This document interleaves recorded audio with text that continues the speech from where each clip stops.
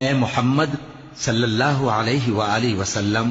سورج کے ڈھلنے سے رات کے اندھیرے تک ظہر، عصر، مغرب، عشاء کی نمازیں اور صبح کو قرآن پڑھا کرو، کیونکہ صبح کے وقت قرآن کا پڑھنا فرشتوں کی حاضری کا موقع ہوتا ہے۔ اور بعض حصہ شب میں بیدار ہوا کرو اور تہجد کی نماز پڑھا کرو، اور سب تمہارے پروردگار کے سامنے صف باندھ کر لائے جائیں گے، تو ہم ان سے کہیں گے کہ جس طرح ہم نے تم کو پہلی بار پیدا کیا تھا اسی طرح آج تم ہمارے سامنے آئے، لیکن تم نے تو یہ خیال کر رکھا تھا کہ ہم نے تمہارے لیے قیامت کا کوئی وقت مقرر ہی نہیں کیا، اور اعمال کی کتاب کھول کر رکھی جائے گی تو تم گناہگاروں کو دیکھو گے کہ جو کچھ اس میں لکھا ہوگا اس سے ڈر رہے ہوں گے، اور کہیں گے ہائے شامت، یہ کیسی کتاب ہے کہ نہ چھوٹی بات کو چھوڑتی ہے نہ بڑی کو، کوئی بات بھی نہیں مگر اسے لکھ رکھا ہے، اور جو عمل کیے ہوں گے سب کو حاضر پائیں گے، اور تمہارا پروردگار کسی پر ظلم نہیں کرے گا۔ اور جب ہم نے فرشتوں کو حکم دیا کہ آدم کو سجدہ کرو تو سب نے سجدہ کیا مگر ابلیس نے نہ کیا،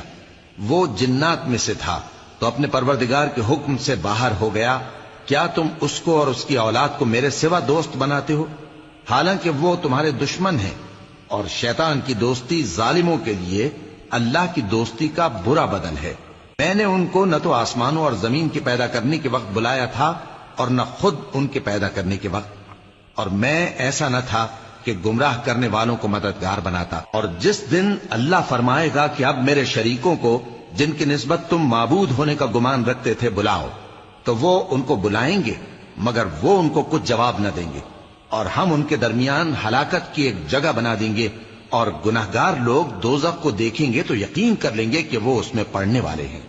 اور اس سے بچنے کا کوئی راستہ نہ پائیں گے۔ اور ہم نے اس قرآن میں لوگوں کے سمجھانے کے لیے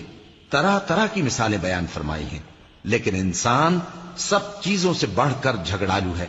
اور لوگوں کے پاس جب ہدایت آ گئی تو ان کو کس چیز نے منع کیا کہ ایمان لائیں اور اپنے پروردگار سے بخشش مانگیں، بجز اس کے کہ اس بات کے منتظر ہوں کہ انہیں بھی پہلوں کا سا معاملہ پیش آئے یا ان پر عذاب سامنے سے آ جائے۔ اور ہم جو پیغمبروں کو بھیجا کرتے ہیں تو صرف اس لیے کہ لوگوں کو اللہ کی نعمتوں کی خوشی